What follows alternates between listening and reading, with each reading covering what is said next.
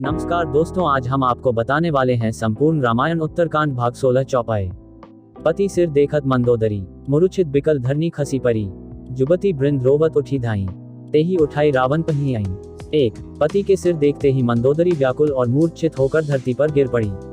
स्त्रियां रोती हुई दौड़ी और उस मंदोदरी को उठाकर रावण के पास आईं। 1। पति गति देखी ते कर ही पुकारा, छूटे कछ नहीं बपुष सभारा, उतारना कर ही विधि नाना, रोबत कर ही प्रताप बखाना। 2। पति की दशा देखकर वे पुकार पुकार कर रोने लगी। उनके बाल खुल गए, देह की संभाल नहीं रही। वे अनेकों प्रकार से छाती पीटती हैं और रोती हुई रावण के प्रताप का बखान करती हैं। 2। तब बलनाथ डोल नित धरनी, तेजहीन पावक ससी तरनी, शेष कमठ सही से खीना भारा, सो तनु भूमि परेउ भरी छारा। 3। वे कहती हैं, हे नाथ, तुम्हारे बल से पृथ्वी सदा कांपती रहती थी। अग्नि, चंद्रमा और सूर्य तुम्हारे सामने तेजहीन थे। शेष और कच्छप भी जिसका भार नहीं सह सकते थे, वही तुम्हारा शरीर आज धूल में भरा हुआ पृथ्वी पर पड़ा है। 3। वरुण कुबेर सुरेश समीरा, रन सन्मुख धरी कहु न धीरा, भुज बल जितेहु काल जम साई, आजू परेहु अनाथ की नाई। 4। वरुण, कुबेर, इंद्र और वायु, इनमें से किसी ने भी रण में तुम्हारे सामने धैर्य धारण नहीं किया। हे स्वामी, तुमने अपने भुजबल से काल और यमराज को भी जीत लिया था, वही तुम आज अनाथ की तरह पड़े हो। 4। जगत विदित तुम्हारी प्रभुताई, सुत परिजन बल बरनी न जाए, राम विमुख असहाल तुम्हारा, रहा न को कुल रोवनिहारा। 5। तुम्हारी प्रभुता जगत भर में प्रसिद्ध है, तुम्हारे पुत्रों और कुटुंबियों के बल का हाय वर्णन ही नहीं हो सकता।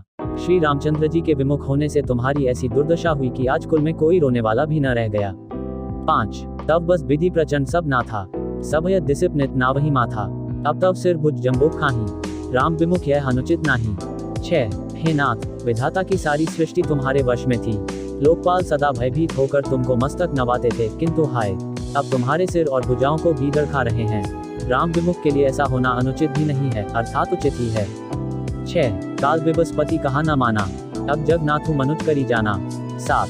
हे पति, काल के पूर्ण वश में होने से तुमने किसी का कहना नहीं माना और चराचर के नाथ परमात्मा को मनुष्य करके जाना।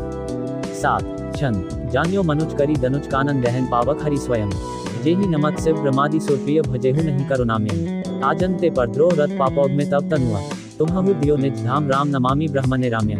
दैत्य रूपी वन को जलाने के लिए अग्निस्वरूप साक्षात श्री हरि को तुमने मनुष्य करके जाना।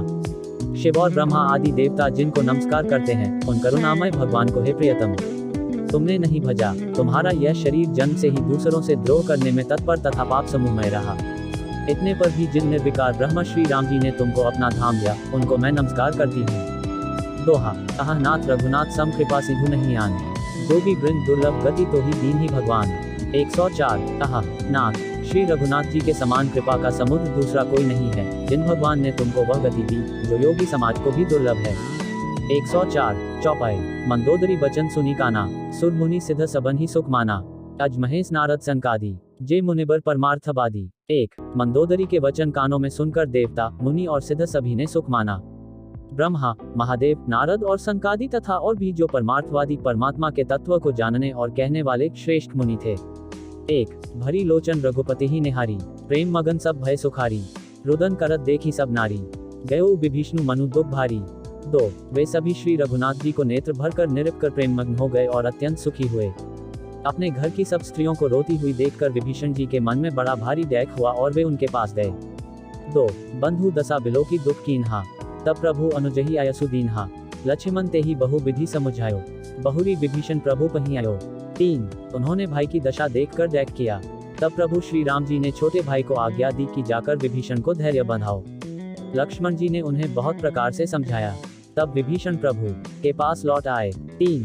कृपा दृष्टि प्रभु ताही बिलोका, करहु क्रिया परिहरी सब सोका, कीन ही क्रिया प्रभु आयसु मानी, विधिवत देश काल जिय जानी। 4। प्रभु ने उनको कृपापूर्ण दृष्टि से देखा और कहा, सब शोक त्याग कर रावण की अंत्येष्टि क्रिया करो। प्रभु की आज्ञा मानकर और हृदय में देश और काल का विचार करके विभीषण जी ने विधिपूर्वक सब क्रिया की। 4। दोहा, मंदोदरी आदि सब देह तिलांजलि ताही, भवन गई रघुपति गुणगन वर्णत मन माही। 105। मंदोदरी आदि सब स्त्रियां उसे रावण को तिलांजलि देकर मन में श्री रघुनाथ जी के गुण समूहों का वर्णन करती हुई महल को गईं। दोस्तों, आपको हमारा यह वीडियो कैसा लगा हमें कमेंट कीजिए और वीडियो को अपने दोस्तों के साथ शेयर कीजिए। आपका अपना चैनल हेरम अकेला को सब्सक्राइब कीजिए। मिलते हैं अगले वीडियो में, तब तक के लिए जय सिया राम।